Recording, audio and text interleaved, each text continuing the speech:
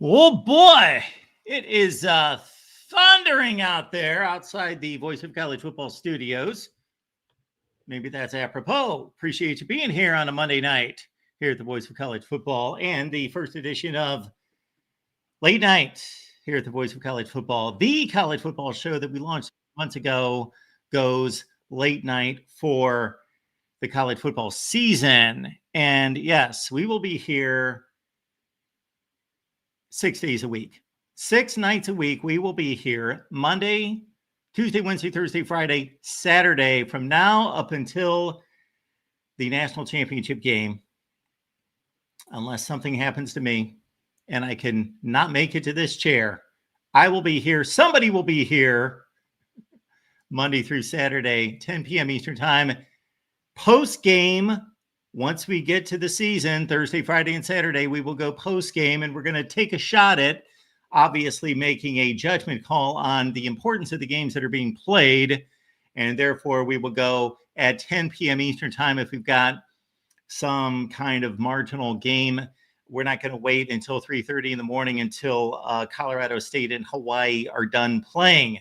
But we will, if we've got a nice matchup on a Thursday or Friday night, we will certainly wait until that matchup is over and go post-game with all of you here at the Voice of College Football. Many of you have watched this for quite some time. As I posted on Facebook earlier tonight, this is a 15th season, meaning 2011 through now 2025, 15th season in-season coverage here at the Voice of College Football. 5th season since I left the four-letter network. 5th season, 2021 now through 2025, going full-time, full throttle. A lot of people thought we were going full throttle before that, and in many ways, I was going more full throttle before I left ESPN than I am now. But we expect to have a fun time. That's why we're moving it to late night, because we've had requests for months and months and months, let's say years, since we have kind of moved off the mark of the late night show to go during the day. So here's the deal. I am here for 1 hour for sure. You've got me for free for 1 hour. If you want a second hour, go for $150. That sounds like a lot. It's really nothing. Just ask the boys at the Michigan channel. We'll get John D'Adamo in here. He'll tell you $150 is nothing. Working for pennies, but $150 for the second hour. And then we'll go $100 past that. If you want hours 3, 4, 5, 6, 7, and 8, we could be here all night if you would like it.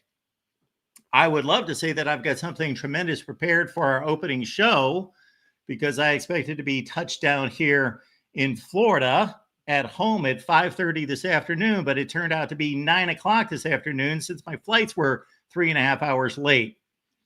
Therefore, here I am, just got in the door about 55 minutes ago to launch our first show. So it's going to be all about your calls. We're going to have some great guests. I have informed all of our regular guests and beyond that we will be here Monday through Saturday, 10 p.m. Eastern time or post game. So we're going to have some great guests for all of you, interspersed with your calls. But this is first and foremost about your calls. And a lot of you watching right now, and more so a lot of people that aren't watching right now that had watched in the past, who knows where they've gone off to, would have told you at one point that this was the best call-in show in college football, period, the best. So we aim to make it the best again. Maybe it still is the best. I don't know. That's for you to be the judge. But we will take your calls, and we will talk anything under the sun concerning college football. Yes, we will. And we've got a lineup of callers. And again, $150 for the second hour. Otherwise, you will see me back here on Tuesday night anyway at p.m. Eastern time. And we've got to load it up Tuesday. You'll see me at 5 p.m. Eastern time for the Iowa show. 6 p.m. Eastern time is the Big Ten live show with myself and Corey Bratta right here. And then we'll be back at 10 Eastern. So even with the Big Ten live show on Tuesdays, we still come back at 10 Eastern. Also, keep in mind the Amazon link, and this is the most important thing I'm going to say tonight. By far, it's not even close. The most important thing I'm going to say is that the Amazon link's in the description section of this video and all the videos. If you want us to do this, if you really want us to do this, because I'm telling you, I'm just letting you know, I have certainly delivered for 15 years. And yes, my bank account is delivered for 15 years, but those days are over. So time for you to dig in, and you don't have to spend a penny. Let Amazon pay us. Go to Amazon, grab the link down in the description section. When you go to Amazon, you use the link that we provide, and here's what happens. Amazon doesn't add to its $3 trillion empire. They turn over 3%, 5%, 8%, whatever the deal is, depending on the item to us. It seems like a complete freaking no-brainer to me. You may see a little bit different Mark Rogers for this football season. I'm going to cut through the crap, and we're going to deliver. Some of you are going to get just lashed out. I'm going to be less of a nice guy, possibly. If I remain in this mood that I'm in right now, I posted on Twitter tonight that, this experience in YouTube, and it gave me pause to reflect. Pause for about 3 seconds to reflect. I wasn't like reflecting this on the plane for 3 hours, but it went through my mind for about 3 seconds. I thought, this has been a decent run for 15 years, and shoot, maybe it's over. I don't know, but it's been a decent run for 15 years here at the Voice of College Football for myself. The Voice of College Football is not going anywhere, so don't worry about that. But been a decent run for 15 years. And I thought, you know what? I focused too much on the idiots that pass by, because I looked at the comment section of some of these recent videos. Most recently, this Michigan conclusion with the NCAA. And I got to say, before I take some calls, I've got 4 of you lined up, and I'll get to you in just a second. I got to say that I have been more than fair. More than fair. I have bent over backwards. Now, I have not said anything that I did not believe in. Let's lay that to the side. I have not catered to the Michigan fan base. So let's not misinterpret this. I've not stated anything that I did not believe in. But I have certainly been more than fair. I have bent over backwards to be kind and gentle to the Michigan fan base. And I read over and over these complete idiot Michigan fans. You know who you are. Maybe you don't watch the show. Maybe you watch later and then you make stupid comments. You are morons. Many of you, if you're a good Michigan fan and you're not a moron, please don't take offense to what I'm saying. But if you are in the contingent of Michigan fans who can't take an ounce of criticism for a cheating scandal, you're an idiot. So I have bent over backwards to be kind, to be gentle, to be fair, to be more than fair, to be abundantly beyond fair to the Michigan cause in all of this. And I still have these complete asinine Michigan fans making stupid comments about me being biased. You're an idiot. You people are morons. Get on here and talk to me. If you still believe that I have just undeservedly bashed your football program, you've got to be kidding me. You're a moron. You are the definition of a moron. It caused me to go to Twitter tonight and say, you know what? And reflecting on this YouTube journey, I started the tweet and I was focusing on the negative. That's not good. I was focusing on the negative, and I thought, okay, Mark, don't focus on the negative. You're a positive person. I hope I have at least exuded that. If nothing else, I'm a very optimistic and hopeful, and since I'm a God-fearing, very optimistic person. So I want to focus on the positive, because there is 98% right with my life and 2% wrong with my life, and it might not even be that. It might be 99.5 to 0.5. So let's focus on the positive. And so I flipped the switch and I thought, okay, the positive here is, man, look at I see 4 callers right here, and I see just tremendous value that's been brought, and people that I've connected with, and the friendships that I've formed, and the people that I've been able to reach, and then have come back and reached me. And then what is amazing that I hear from time to time is when I hear that 2 people that were disconnected came to find each other through the Voice of College Football. They would have otherwise or most likely would not have been able to find each other, except they found each other through the Voice of College Football. And now they collaborate, and now they're successful doing what they do. So that makes me feel good. So I have met some amazing people, talented people, good people, just giving people, generous people, people that have had such kind things to say to me, such generosity, such great support behind the scenes, and patting me on the back and telling me to keep after it. It has been just phenomenal, and it's been overwhelming at times because I don't deserve that. But then I did have to add, if you're going to take on this YouTube thing, you run into a bunch of morons. And that's just life, I guess. It just blows up life about 50,000 times, although I think it's a little bit more egregious than that, because in real life, when do you run into a moron? You probably do on a regular basis. You just don't know it because they don't expose themselves. They expose themselves when they are hiding behind a laptop or an iPhone. When they're hiding behind their phone or a laptop, then these morons expose themselves. They don't do this generally in public. Maybe a couple times a year, I'll run into somebody in public that will show themselves to be just a complete mess. All right. I don't know why I went on that rant, but this is our opening show going late night. And this is, again, going to feature your calls. I'm going to have something to talk about. We've got football this Saturday. We've got a really good football game between Iowa State and Kansas State, a good matchup, I should say. We'll see if it's a good football game. Really good matchup, an important matchup in the Big 12. We've got two other decent games. And then, of course, we really roll into it with our 24-hour marathon the next Thursday. So keep that in mind. The next Thursday, we go 24 consecutive hours, whether I've got to do that or myself, or I will have some help, hopefully. And then we will roll through the weekend and we're off and running. We're going to be here the whole time. So this is the fun time because we got football to talk about. So in 5 days, we will have football actually on the field to talk about. And so that's when I hope I'm at my best, when I've actually got football to talk about, because I got to admit, I have not been on my game for a couple of years because I've been running a business. So this show is deteriorated based on me not being here mentally, emotionally, and sometimes physically, off doing other things, tending to the business, tending to building the Voice of College Football, not focused on this show or this channel.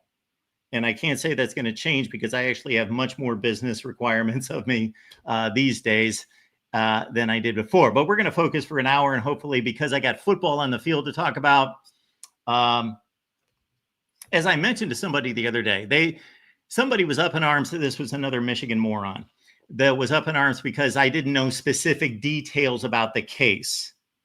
And I let this idiot know. I said, I guarantee you, sir, I know more about college football than 100% of the people watching. That may be an arrogant statement, but I guarantee it's true. I know 100%, or I know more about college football than 100% watching. However, that doesn't mean I know more about everything in college football than 100%. There is just about all of you out there, you know something about college football, your team, a certain portion of history, this particular Michigan scandal and case that I don't know. And you know what? That's not going to change because I can't know everything. And I wasn't going to pore over documents for months and months and months chasing this Michigan issue. So go somewhere else. All right. Let's take some calls. Here we go with the Voice of College Football. Before we do, we've got Lemansky getting us started tonight. So $140 to our second hour. Thank you for that, Lemansky. Brace yourself, Hawk fans. More Corey and Mr. Mark rants this fall. Remember, don't be a moron. This may be a weakness in life. I apologize if it is. I should not do any name calling. That is not, I should just let the people speak for themselves and show themselves to be morons. But sometimes I just think, you know what, let's just jump the gun and let's just get to the finish. And I'll just let everyone know this person's a moron. I go through spurts. I shut that off and I get disciplined for 3 or 4 months. And then I let loose on a night like tonight. But I've not called anybody in particular a moron. So that is going to be something I'm going to work on this season, Lemansky. I will just in general call people morons, but no specific person will I aim to call a moron. You will really need to push me to the edge to do that. But here we go. Let's take the calls and go from there. Lemansky, we appreciate it. We are $10 closer to a second hour.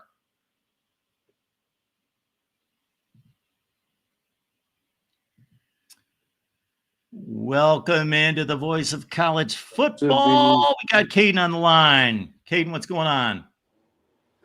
Be disrespectful to anybody's organization. Oh, however, it's DeAndre. I had Caden there for a second. DeAndre, what's going on, sir? Hey, what's up, Mark? I'm not gonna hold you alone. No, you're fine.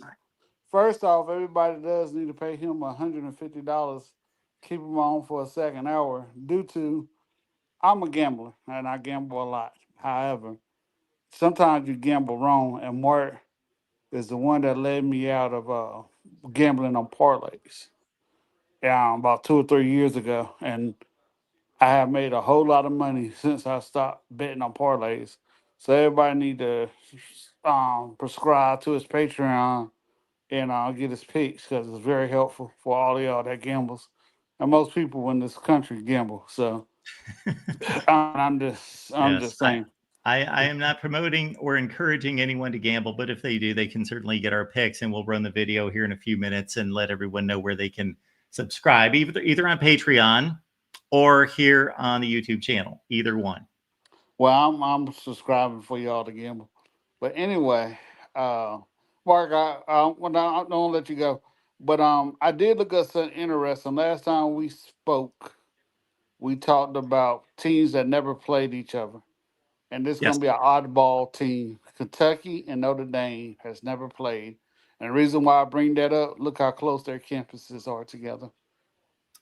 Yeah, that's a good point. And Kentucky and Indiana had a series for a long, long time that was interrupted about 10 or 12 years ago. Mm-hmm. And of course, they've got a big basketball series to a certain extent. But anyway, Kentucky and Indiana in football. Yeah, that's a good one. Because Notre Dame, I got to think, and I don't know the series back before I was born, but I got a pretty good lock on who's played since, the mid 70s. And yeah, I can think of Notre Dame playing everybody else. I know that they've got Arkansas this year. I don't know if that's a first ever matchup. It was, 'cause that's how we got on the subject. And, Okay. and they never played Auburn either. Auburn and Notre Dame. Never played.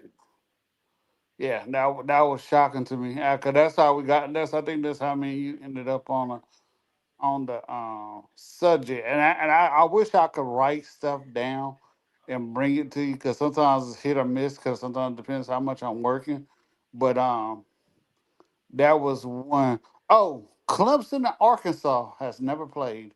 And think about how those programs relate to each other. Kenny Hatfield, Danny Ford. Okay.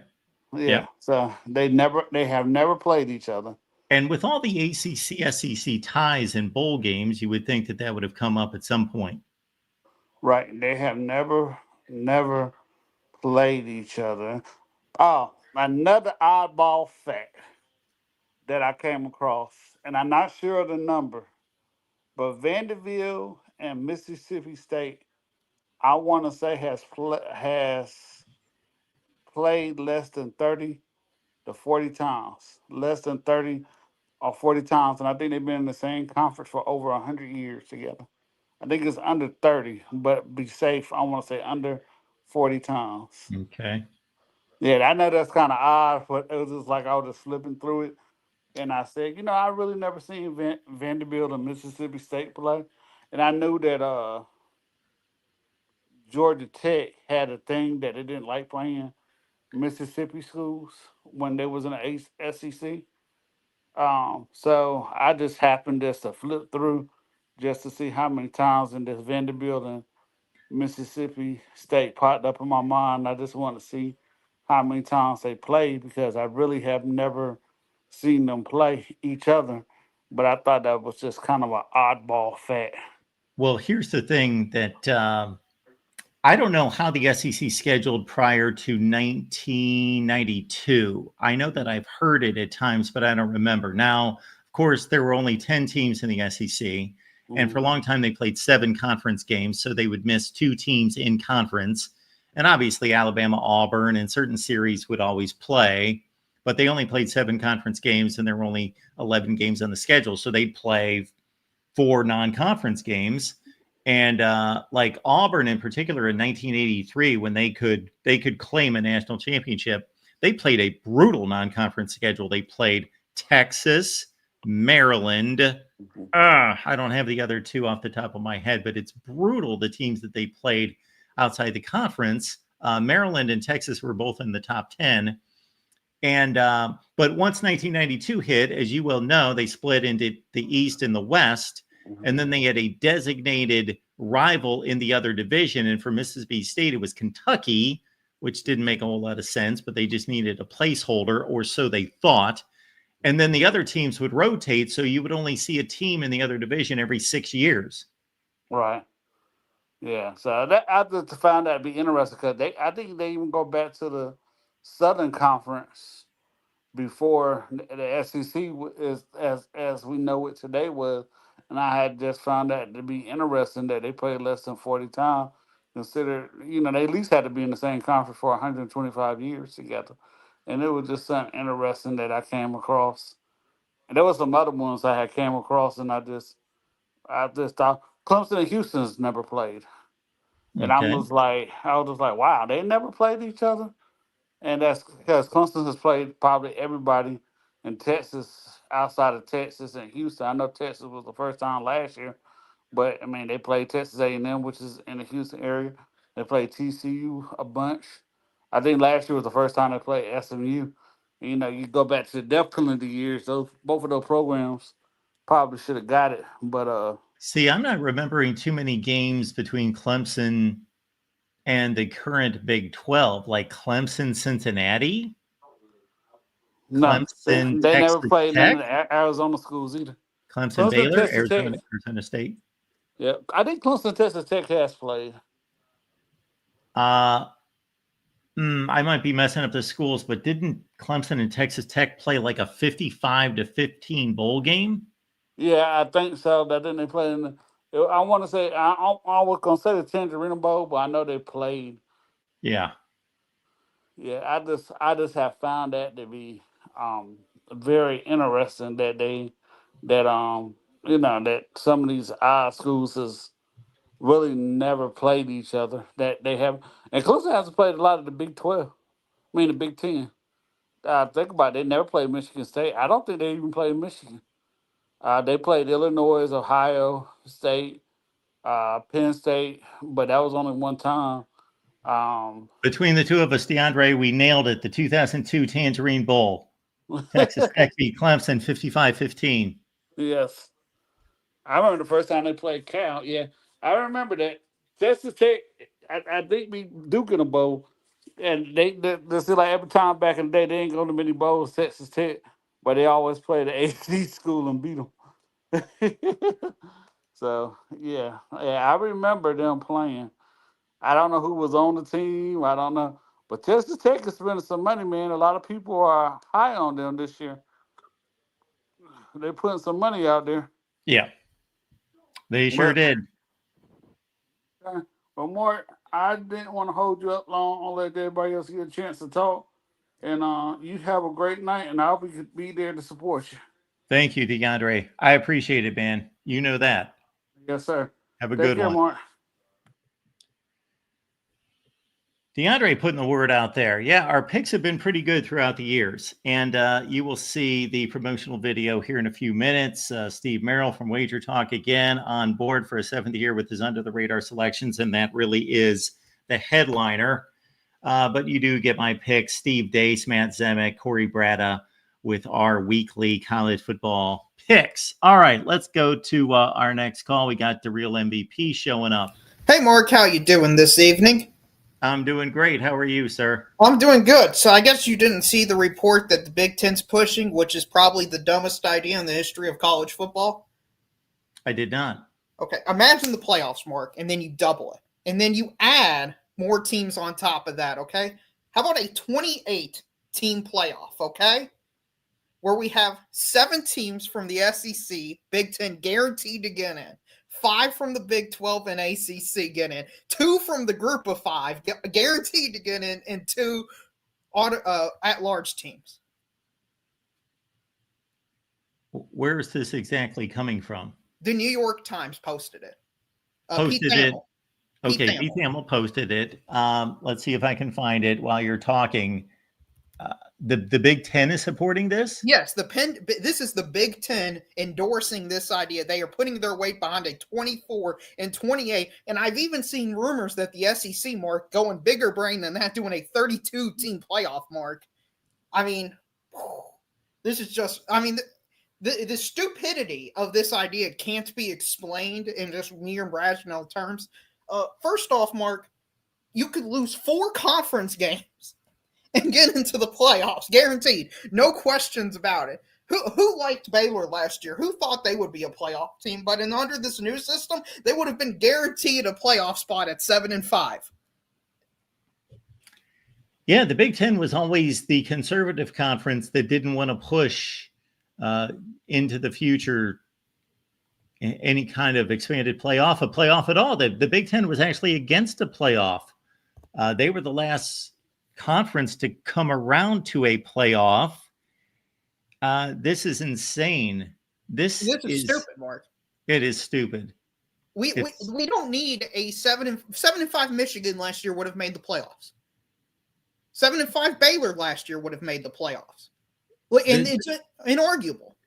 The evolution of this sport is on steroids and not in a good way. You know, we are only just a couple seasons removed from having the most sacred, the most exclusive playoff in all of sports. And they want to blow this up from 4 to 28 within a couple of years. Right. I mean, do you want a playoff system? You know, Baylor would go to Ohio State and play a game. Who would want to watch that game? Even if you just like college football, that's going to be a 72-point victory for Ohio State. Army's going to go to Alabama, Mark. Army is going to go to Alabama. If I told Alabama you got to score 100 points to win this game, I think they could do it. I mean, it's a complete joke. Yeah, that is just tough to see. I don't know if this is being proposed because they just see all these dollar signs. Number one, the dollar signs on the positive side, but the demand of the dollar signs by the athletes and what is and trying to fund or seeing maybe some of these NIL collectives drying up already.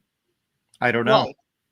Well, and there would have been 5 unranked teams in the 2018 model make the playoffs.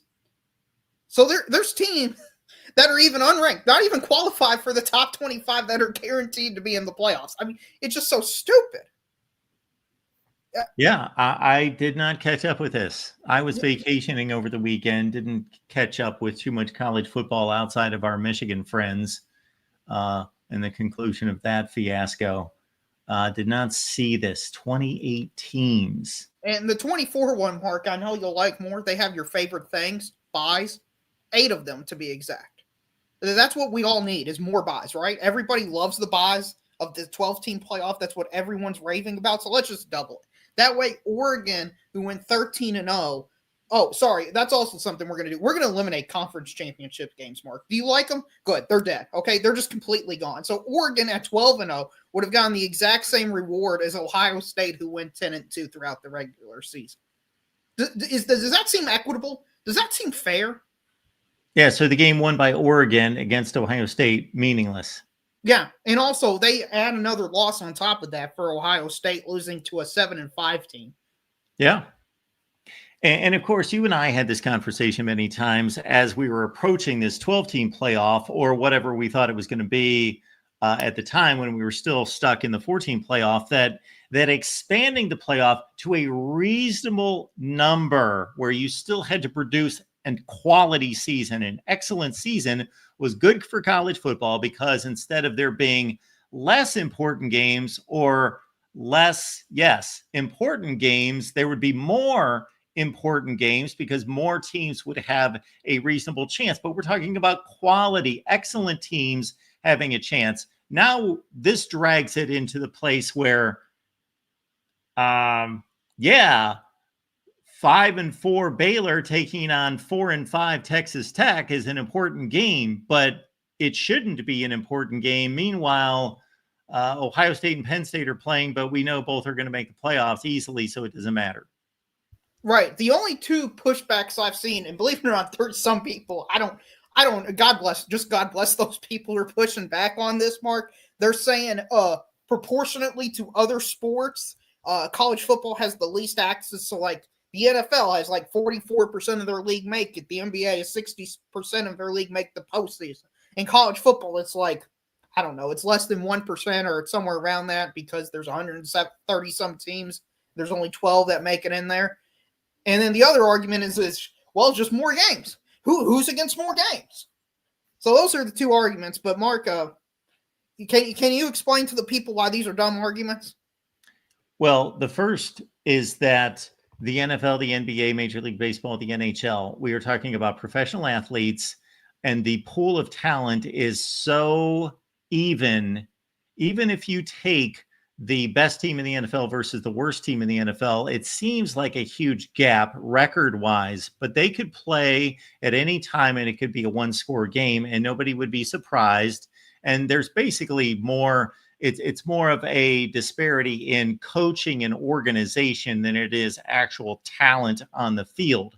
Whereas college football is basically, we could divide it even further, but it's basically two divisions of play or two levels that are very different in play. So when people make the claim, and I'm not saying that I've never stated this fact as well, that roughly 7 to 8% of college football, meaning 12 out of 136, make the playoff. Therefore, it's the most exclusive playoff, or at the time, 2 years ago, and before it was 4 out of 130, whatever it was at the time, 128, 132. So, you're looking at whatever it was at that time, like 2%, 3% of the field. You cannot make that claim. It's not apples to apples comparison because it's more like 28 of 70. Those are the number of power conference teams. So that's more like, that's almost half. So you're probably talking like 45%. So that's right in line with what the NFL would be. So that's more of an accurate assessment. Right, but college football is not the NFL. The reason college football is the greatest sport that we all watch is because every regular season game matters. In its own way, they're all these, I would call them elimination games, because it used to be if you lose one of them, you're done. Now you kind of give me a gimme. But at what point, I mean, if you're a casual viewer, like why would I watch this sport until week 5 or 6? I mean, you could lose every non-conference game, Mark. Go 0-3 in non-conference games. Lose 4 conference games, finish the year 5-7, and be guaranteed a playoff spot. I mean, it sounds far-fetched, but it shouldn't even mathematically be possible for a 5-7 team to be guaranteed into the playoffs. Because when they're using the 2018 model, they're not going by rankings or anything by that. They're looking solely at your conference record. It's stupid. I mean, this would legitimately kill the sport. Because every casual fan cares about every single game because they understand if we want to win it all, we have to win every single game or 90% of our games. If you say, well, you don't even have to tune into week 6 to know if your team's eliminated or not, why would you watch the first 5 weeks? Yeah. Again, we are going from a place where, even though I was somewhat critical of the exclusivity of the championship path because it was so exclusive back in the BCS era, especially, and then the 14 playoff, that it needed to be loosened up to allow for some other teams that had excellent seasons to, of course, get into the, just to push it to, we are killing what college football is, and you've basically stated it, is it's a sport of excellence. It's a sport of high standards of championship play. People are used to, if you've been an NBA fan your whole life, you're okay with a 500 team making the playoff because that's what you've been accustomed to. That's the the legacy of the sport. That's just what it is. The NHL at one time had 16 of 21 teams. Man, I don't even know why they played a regular season. They eliminated 5 teams. They played a whole 82 game schedule to eliminate 5 teams from the playoffs. I thought that was ridiculous. But that's, again, that was built into the fabric of the sport. What's built into the fabric of college football is to see 9-1 and 10-0 teams playing really meaningful games in November. And I'm going to go back to my example of the Big 12, the dregs of the Big 12, 5-4 and 4-5 teams in the conference playing more meaningful games. We're flip-flopping the equation to make those important games. Not that anyone's going to be fooled into thinking either one of those teams have a shot at making a run at a national championship. They're just extending their season by 1 week to play in a playoff game. But those are going to be the important games. And what should be the important games are going to be among the elites that are guaranteed in. So those aren't going to be important games. Right. And even the playoff game, the moniker, we're in a playoff game. If you're an Ohio State fan, Alabama team that even wants to have any chance of winning a national championship, you got to make the quarterfinal or you're like, this season's a complete failure. Nobody's going to be happy with winning one playoff game against Baylor and then losing your second round game. I mean, the expectations is going to change so radically in the sport. It's ridiculous. I mean, it's just ridiculous proposal. This is an unserious proposal by the Big Ten. So to real, you said that there would be 8 buys for a 2014 playoff, and then we've got this 2018 proposal. How does that stack up? 4 buys. 4 buys. Okay, because then it gets, you eliminate 4 teams, and then you've got why is there only 4 buys? You would have 4 the other 20. Then you get to, I got you. Then the other 24 play, you got 12 winners, add the 4, you got 16, and then you've got a even bracket. Gotcha. Correct. Yeah. I mean, I just can't wait for the Syracuse-Missouri playoff game, Mark. Isn't that we all wanted in this sport when we wanted inclusion? Was Syracuse-Missouri in a playoff game? Wow. Louisville, Indiana is another one. Isn't that what we wanted, Louisville, Indiana? That's just crazy that this sport is taking such a turn. This is what I mean, shout out to Josh Pate. He was warning about this type of nonsense from the beginning of expanding the playoffs would get us to this point we're here. And I'm going to call this out because I know people think it's an unserious proposal to get to 16. It's unserious proposal until it becomes serious. And I mean, we're an unserious sport right now because we don't have a leader. So as long as somebody in power proposes it, we got to take it seriously. As long as basically 2 things need to happen off the top of my head. One is if the right people in the right power positions are in favor of something, then it's serious. And if they can make a financial argument out of it, then it's serious. And if those 2 things are in play, meaning like a Greg Sankey, Tony Petitti, those kind of guys are in favor of this, plus they can easily roll out the numbers and show the financial gain involved, then yeah, it's a serious proposal. Yeah, final thing before I go, you know who's unserious, Mark? That's the Stanford Cardinal. They're underdogs to Hawaii, Mark. Are they really? Yeah, 2-point underdogs to Hawaii. They down, Mark. Okay, I'll be looking at that one. The real MVP, everyone, with his first call on the big late night show. We used to do this all the time, do late night shows, but we're going to do it from now through the national championship game. We appreciate the Super Chat contributions. And we've got Matthew coming in with this one. Mark, it is 10 p.m. Let rated R Mark come out. Clemson beating Texas in the Natty. Official pick made tonight. Final 4. Penn State, Georgia, Texas, Clemson. And Matthew has selected Clemson, trying to make an unbiased pick here to defeat his mighty Texas Longhorns. Very good, Matthew. And I will need to make a national championship prediction, of course, and a Final 4 in the whole deal before the end of the week. I had talked about going through the entire schedule on this show and picking all the games, week 0, week 1, picking every game, keeping track, and then getting to the end of the season and saying, okay, Big Ten, Oregon's 11-1, Ohio State's 11-1, Penn State's 10-2, whatever it is, and going through the whole thing in each conference and then saying, okay, who would make the playoffs? Okay, we got our 12-team field, and then playing the playoff games and going through the whole thing. But I do not see us getting to that point. But that's a great super chat there, Matthew. Thank you so much for that.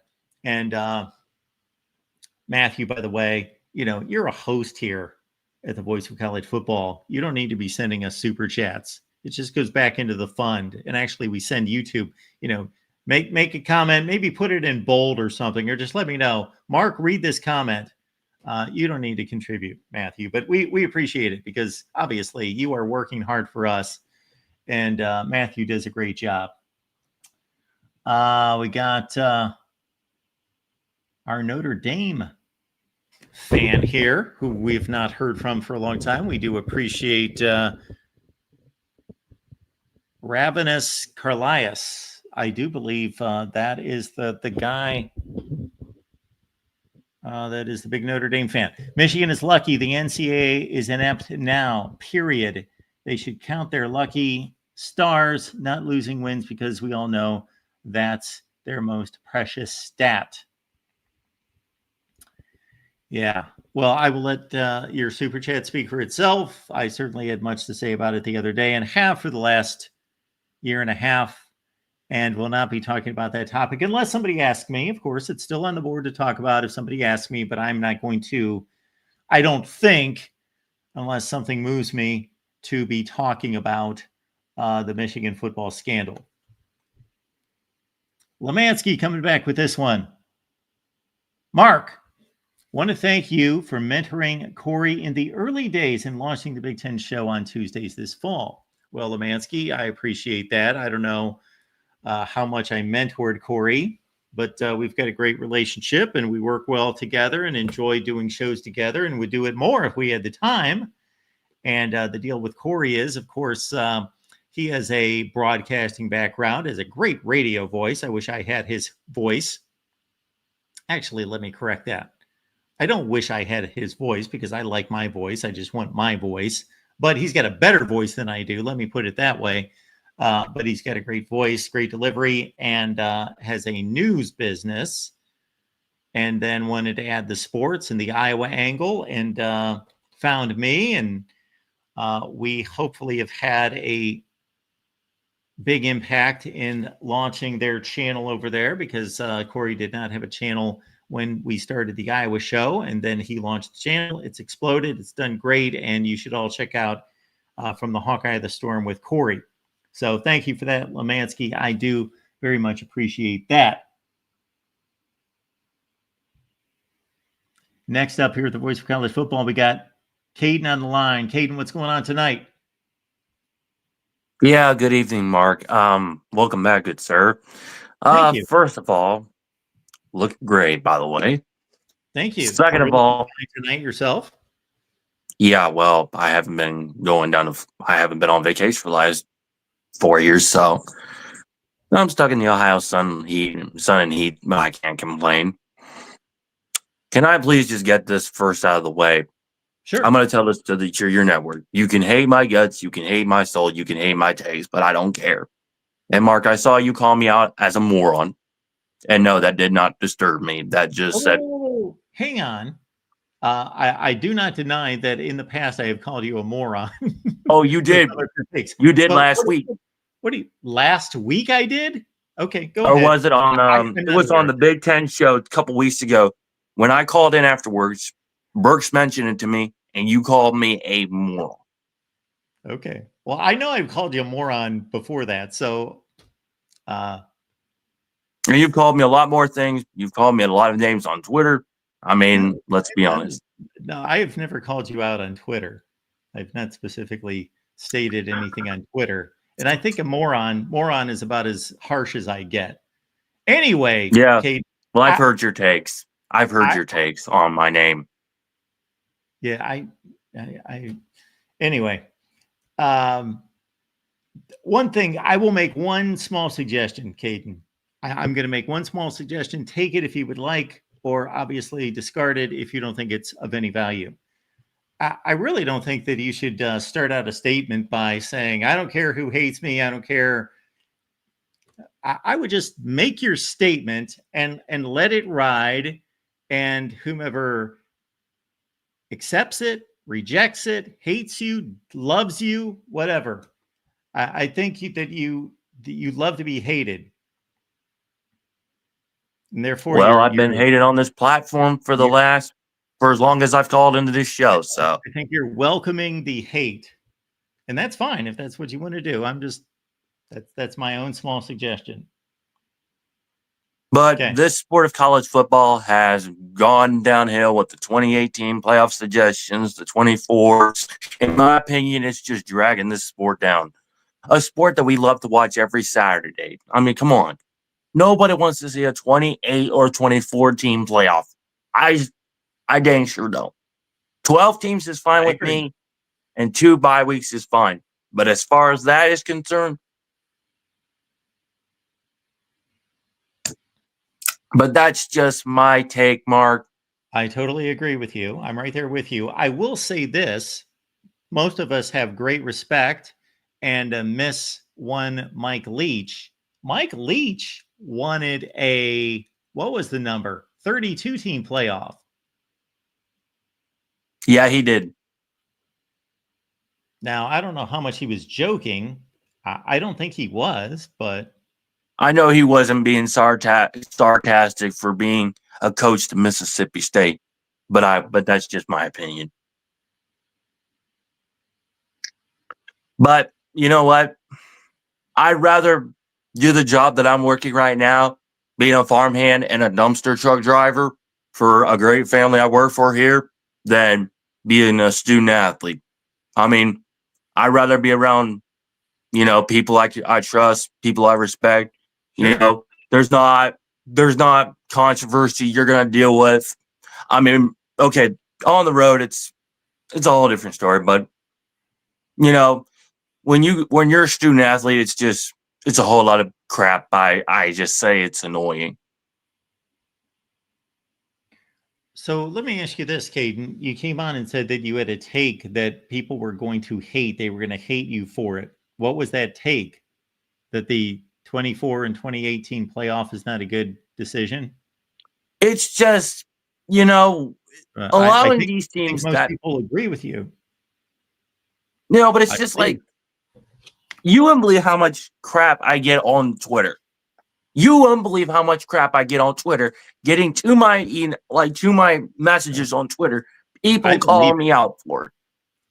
I believe it. And they said, like Mark Rogers shouldn't allow this guy on his show. Like, oh my God, he's dumb. I'm like, well, I don't think you're a dumb person, and I would not make that statement about anyone because I just think that's too demeaning. But because let me point this out to you, sir. You're also the same person who said on the first episode of the After Dark show that you don't hate me, you just don't like my takes. Well, I don't hate anyone. In particular, you do hate my takes sometimes. I don't even know anyone I dislike right now. Oh yeah, I hate your takes. Those are two completely different things. Hating a person and hating their takes. No, I believe I can't always tell, Caden, what you actually believe when you make some takes and what you think is just going to annoy and piss people off, and so you just say it. But this is something to not make anybody upset. And for what I'm doing and, how I do things, right now I'm enjoying what I'm doing in life. But truthfully told, the life of a student athlete, I've told people, if you want to go down that road, that's fine. But, I've discussed this with people I know personally and people that I've talked to about this. And it's like, yeah, that life seems cool. You get all your money deals, you get all these brand deals, you can do whatever the heck you want. Your social media blows up like nobody else. And it's like, there's a lot of crap that goes with it too. And I'm like, that's just something I couldn't bear with. I could honestly not bear with. for example? Oh, the billions of dollars that go in. You're getting all these brand deals. You're gonna contracts. It's just, Yeah, you're not making your point, Caden. So you're saying it is not a good thing for somebody to be a student athlete in today's world, but it would have been 10 years ago. So what make your case for why it's not good to be a student athlete? man, Because I they don't got to even- sign a contract? no, Well- it's just with all the money that just goes with it. Okay. It's just what's dragging this. There's something wrong with money? I'm not understanding. I your point. don't know how to word it out, Mark, because it's just a. I think I know where you're And there headed. goes my And phone. I agree with you that money can be a bad thing. Money itself is not a bad thing. Money can be a great thing. You can give to the poor. You can do a lot of good things with money. But yes, if it's placed in the hands of the wrong people and there's not the right motivation and the right character involved, yes, money can be a bad thing. But it's not the money that is the bad thing. It's the people involved. And I believe Caden is frozen on us, and we'll move on to our next call. Welcome into the Voice of College Football. We got Rob on the line. So I believe it was Rob that gave a super chat earlier. You are absolutely correct. Thank you, Rob. Thank you for that. I appreciate it. Hey, you're welcome. It's good to hear from you. Yeah, you too. How's it been? Besides the army of morons giving you a hard time. Well, my goodness, it's just this whole Michigan situation is just annoying beyond belief. I'm so sick of hearing about it, dealing with it, and there's no way to enact real justice in it. There's no way to clearly determine and then wield what is precise justice. Now, I don't know that the NCAA did a poor job in what they determined. They pretty much determined what I thought it was going to be. It was going to be this large fine and then a bunch of show causes that don't affect hardly anyone because they're NFL coaches now. And Sharon Moore missing one more game. I think the NCAA just did that just to prove a point that you're not going to tell us how many games he's going to be suspended. We're going to tell you. So we're going to add a game. And then I think that they fell short of vacating wins and championships because they don't want to illegitimize their sport. Yeah, I think the problem with the NCAA now is that it's become such a money-driven sporting league that they can't do the kind of harsh punishments that they used to do. I mean, if you look at Notre Dame, their 2012 season was negated because like a guy was helping a couple of students, which is wrong, especially if you're like a Notre Dame fan. That's one of the whole points is like, oh, we have a higher academic standard. I don't mind that they got punished for that, but to lose your entire season for that, when Michigan doesn't, like Michigan gets like a slap on the wrist. $20 million for Michigan is nothing. But I don't want to, dwell all night on Michigan because I know you're trying to move past it. I just thought I'd put that super chat in there just because you have some Michigan fans, I think, that are cool people and they kind of understand what's going on. And I've even seen some Michigan people saying, oh man, we got to wait light. But then you got the diehards that are just like furious that they even got, this whole thing's been drawn out like it is. Yeah, and just to be clear, I will talk about it for hours and hours and hours if that's what people are calling about and want to talk about. I'm just not going to initiate the conversation unless I may change my mind. So I withhold the right to change my mind. But as I stand right now, I don't believe that I can take it much more. Yeah, I mean, I had similar. I mean, every team I think has like that group of people. Like, I mean, just going back to last year, right? Like before the Indiana game, there was like a legion of Indiana fans saying that Indiana was going to wipe the floor with Notre Dame. Same thing with Penn State and Georgia. And then you had the fans on those teams that were like, man, I can't wait for this game. It's going to be a good one. So you're always going to have like fans that aren't thinking clearly, or they just think their team is so much better than they actually are. And I want to get to, I think Matthew Miller asked you to ask me something. I'll just answer him directly. He's asking who the quarterback is for Notre Dame this year. because he thinks they're going to go 9-3 or 8-4. That's very possible. They could. I mean, they got a couple of really tough games on the schedule this year. I don't know. Nobody knows. Marcus Freeman just had a press conference the other day where he said that the battle's going well. They're both playing well, but they're still making a few mistakes here and there. So a starter has not been named yet. I still think it's going to be CJ Carr, but Kenny Minchey's definitely made a lot of momentum. So it could, it could be either one. But I think the offensive line is going to be good enough, and the running back room and the wide receivers especially were upgraded tremendously. So, I mean, they should theoretically be. I think 10-2 is the floor for this Notre Dame team. I don't see them losing 3 games, but they could, obviously. I mean, when you lose to Northern Illinois, you can lose to just about anybody. So their floor is, yeah. Notre Dame's toughest games in order: at Miami.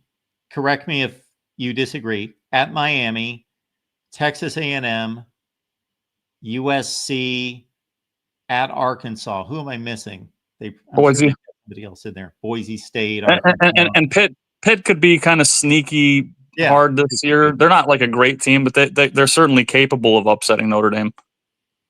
Yeah, my over-under on Notre Dame would be 10.5, and I'll release my official pick. But I did release one in the spring, and I had Notre Dame going 11-1. Yeah, I think 11-1 is probably a fairly realistic guess for what they'll do this year. I think you could interchange Miami and Texas A&M. I think Texas A&M might be a little bit better of a team than Miami, but there's a couple of unknowns. Like Carson Beck could be, if he's 2024 Carson Beck, that game's going to be a lot easier. But if he's 2023 Carson Beck, then that could be a problem. And then obviously we have to go to Miami to play them, and we get to host Texas A&M. So I think you're right in your assessment of the order of difficulty there overall. I did want to ask you, what is your favorite non-Ohio State versus Texas game you're looking forward to in week 1? I got to say LSU and Clemson. Yeah, I think so too. I'm really torn on Clemson. We had Phil Steele on a couple times the last few weeks, and I brought up Clemson both times because he's high on Clemson. I believe he has them winning the national championship. I think just about everyone I've seen has either Clemson, Penn State, or Texas winning the national championship. The issue I've got with Clemson is I think Cade Klubnik may be the best quarterback in college football, at least entering the season. He's got 3 excellent wide receivers. They've got what is supposed to be the best offensive line that they've fielded in years. They have some issues at running back. They have a very thin running back room. When you look at their defense, if you follow college football as much as I do, you're familiar with all these names on defense, and they're all productive, and they're all veterans. They came back. They hardly lost to anyone. And all these guys, when I say all, obviously I don't mean all, but 90% of them have NFL futures.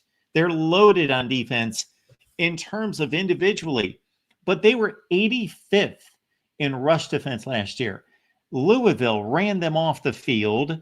Their best win was against Pitt, a 7-6 team that was not as good as their record even. And if all that team is coming back this year, I'm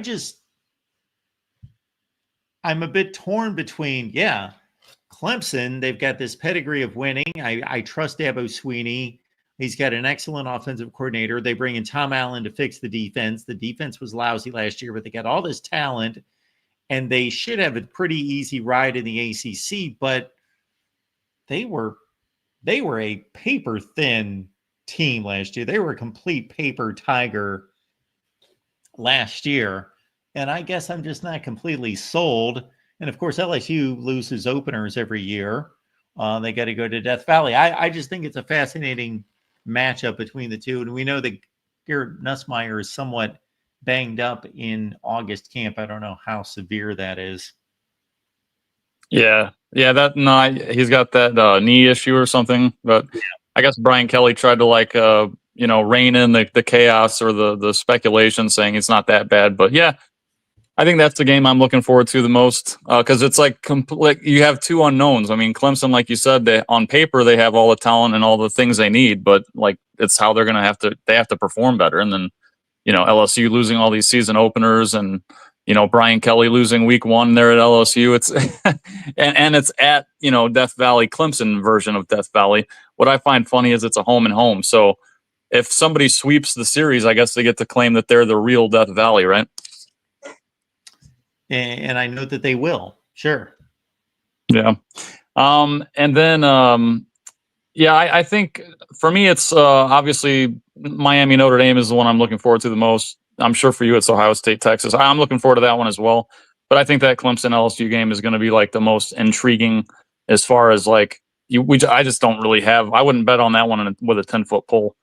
Well, those are definitely the 3 games that separate beyond the rest of the field isn't even close. Now, Alabama and Florida State in name brand, but Alabama should be able to take care of business there. But those 3 games are creme de la creme. Right. And it's it's the first time we've had 3 top 10 matchups in the same week, right? Or in the same opening week, at least. I guess so. I don't know. I think I heard that somewhere. Could be wrong, but yeah. And then I just wanted to shout out this cool this website I found earlier. I'm not sponsored or anything, but it's called helmethistory.com. It's for football, college football fans.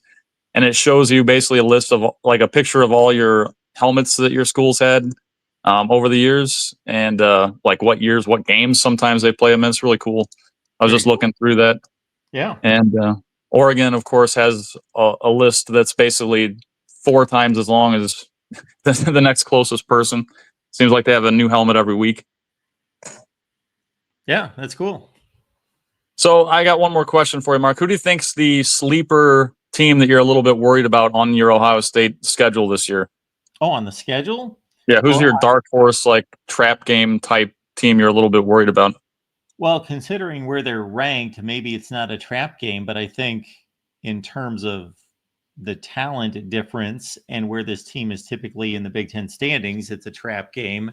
And that's going to Illinois in mid-October. That's your trap game. Yeah. Do you think Illinois is going to kind of run it back again? I don't. Not to 10-3. I think that they could come close to that. I'd have to call up the schedule again.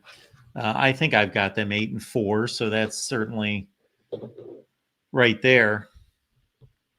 But I don't see them as some serious contender in the Big Ten like some people do. Right.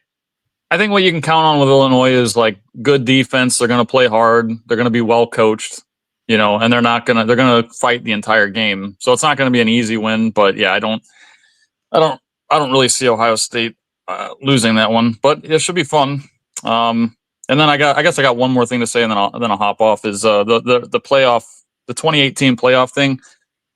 That would suck, and I don't think there's a lot of college football fans that would want that. But I do think, and I kind of agree with Greg McElroy. I think the SEC and the Big Ten are kind of floating these ridiculous numbers to get people to settle on a 16-game playoff, which I guess I would be okay with. I would actually just prefer them to stay with 12 at this point, but 16 wouldn't kill me. But I think anything past 16, you're just just come on. So I'll say that. I don't think they're going to go to 28 games or teams. I hope not.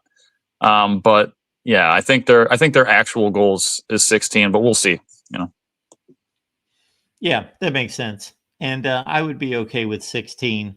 I don't love it, but it would eliminate the buys. And I just think that I am not a fan of buys, but if you're going to have buys, I need a dividing line that is a clear dividing line between the teams that did not receive the buys and the teams that did, and they have to have earned it in some tangible way. Right. Not just have a committee say they're the 4 best teams, they get the buys. Right. Well, and I do like the model that we're going with this year, where it's like the top 4 teams get the buys, not like because the seeding was so ridiculous last year. Yeah, I understand what you're saying. Those were not the 4 best teams in the country, but I also, as I just stated, my last sentence was I don't agree with this way to do it either, because this is a committee telling us that these are the 4 best teams in the country. So again, Right. The rankings are going to determine the buys and not a tangible process. Right. Yeah, there needs to be some. The sport, like you said earlier, it's just getting kind of crazy. So it'd be nice if we could get it reined in a little bit better. But yeah, we'll see how it goes. Anyways, Mark, always awesome talking to you. Thanks, Rob. I'm gonna Great jump to off, hear from but you. yeah, Thanks, you man. too. I'll be. I'll try to be on. Like I just been missing you, like with my schedule and stuff. So if you're doing late nights, I'll probably be on a little more often. But We'll be here. all right, sounds good. Thanks, Rob. Have a good All one. right, yep. All right, we got the Red Bull win coming in with this one. I appreciate all the love and support for us Michigan fans have received over these few days. Justice was served. Actually, it was not served. I'm not saying that the NCAA did a poor job, but again, I've talked way too much about this. No, justice was not served. Anyway, and we can now acknowledge the 2023 national champions. So regardless, let me make this statement, regardless of where you stand on this, justice, it's a moronic statement to say that justice was served, because either, think about this logic, did the team cheat? Did the program cheat? If they did, then those games are compromised. If they didn't cheat, then those games were not compromised. So if the cheating did not take place, then why are they being fined $20 million? Or it might be more than that. See my logic here? It's either or. All right, we are way past time. We'll take Michael with the phone call here. Michael, go. Hey, Mark, how you doing, sir? I'm doing well. What's going on? Not much. Hey, one question I want to ask you. I know you beat this to a dead pulp, but I got to ask, was that really necessary for the NCAA to issue the show cause for Harbaugh, knowing he's never coming back to college football? Well, it is a technicality.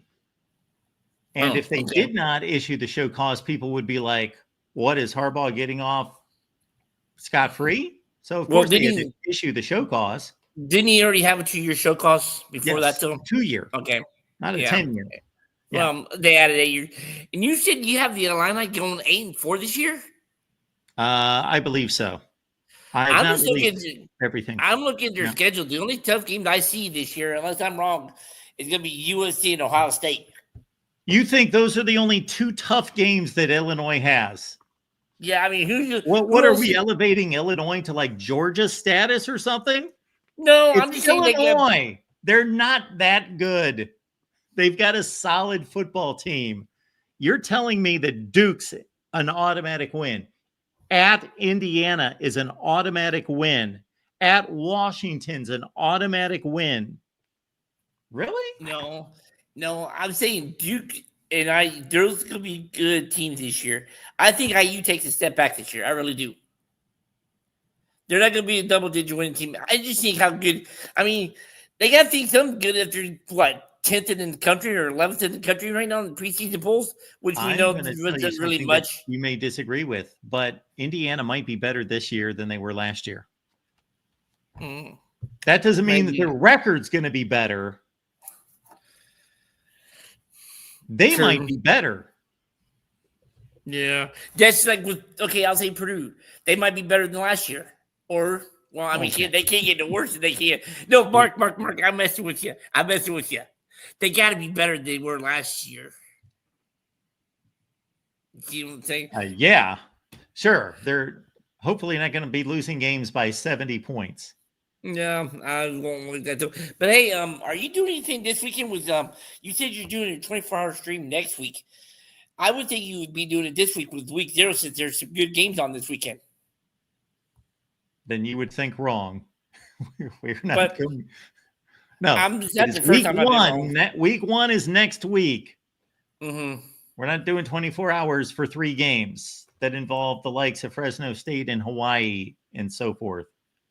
Not bad. No, I was just more. I know I'm just giving you a hard time. I'm just joking, but no, I mean it would be nice at least to do a 12-hour stream. I'll do a 50-hour stream if we can finance it. Yeah, That's fine with sure. me. I'll do 12 hours this weekend.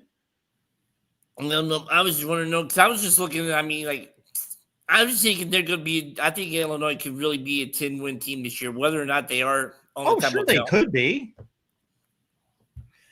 Last Just thing, because I picked them 8-4 doesn't mean they can't go 10-2, and doesn't mean that there's that much difference between the two records. last thing before I let you go, because I know you've been passed on and stuff like that. I think the 2018 playoffs just all smoke. There's not going to be no fire, man. I think they're going to just stay with maybe 12. They go to 16 max. I can't really see a 2018 playoff. No, I can't either. But the way college football is going, I would not bet a dime on it either way. Yeah, because they said they're going to have 7 from the Big Ten, 7 from the SEC. But we're going to do a few of those years. You got teams from the Big 12 and the ACC who's better than the Big Ten teams that year, or the SEC. Yeah, I can't say that I really understood that, Michael. I'm sorry. No, what I'm saying is, what are you going to do? They said they're going to have 17 from the Big 10, 17 from the SEC, 4 from the Big 12, 4 from the ACC. Yes. But what are you going to do if you have teams from the ACC and the Big 12 that are better than the Big 10 or the SEC? That's too bad. Oh, well. That's all what right. you're going to have. All right, Mark. I think someone else might want to be getting on and stuff like that. Yeah. Nobody else is getting on, Michael. So right. I will say this before you go. Illinois, in going 9-3 in the regular season last year, as you well know, they beat Purdue by 1 point in overtime. They beat Nebraska in overtime. They slipped by Kansas by 6 points. They beat Rutgers on the last play of the game. This was not a dominant football team. Yeah, that Purdue game should. They be lost more to than Minnesota. 1 point. Yeah, I don't know, but People anyway, are Mark, going too crazy about Illinois. Okay, hey, Michael, we appreciate you. Have a good night. Catch you tomorrow night. See ya. All right, folks, we will be back on Tuesday night. We are way over, and we appreciate your support. And we'll be back on Tuesday night. We've got the Iowa show at 5. We've got the Big Ten Live show at 6, and then we'll be back with the late night show at 10 Eastern. And this is just night number 1. Take you through the national championship game here at the Voice of College Football. Put it on your calendar, 10 p.m. Eastern time, every weeknight or post game, depending on the college football schedule. And with that, we leave you with this. College football is even more exciting when you've got some action on the line, and the games are even better when you're cashing in. And the Voice of College Football is the place to be to get the greatest value. Start with my picks. 75% against the money line, 58% against the spread, and I've got a 40-plus year track record. 11-0 in the college football playoff for me last year against the money line, 8-3 against the spread. And I'm just the warm-up act. Steve Merrill of Wager Talk is our ace in the hole, show stopper. 7 years with the Voice of College Football, over 30 years in the industry. Steve gives us analysis on all the big games, but you can't miss Steve's weekly under-the-radar pick. 28-12 against the spread the last 3 years. You also get picks from some of our top analysts here at the Voice of College Football, including Corey Bratta, Matt Zemek, and Steve Dace. Check out those numbers. Become a YouTube or Patreon member for just $99 per month. Go to the main channel on YouTube, click join, and then select a betting tier. Do the same thing on Patreon. Make 2025 a winner now.